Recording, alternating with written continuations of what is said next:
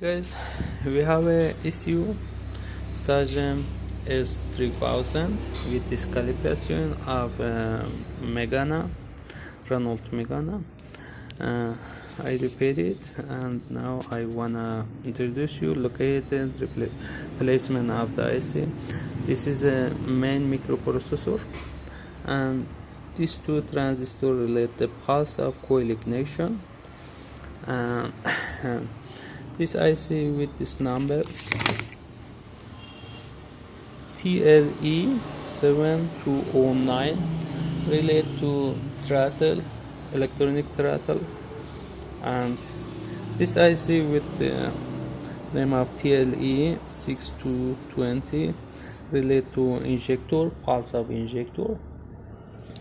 This IC with the name of TLE4471 relate to it's a regulator supply the 5 voltage and 12 voltage of the board and another consumption. This IC is the TLE6220. It is a supply the heater of oxygen and the canister.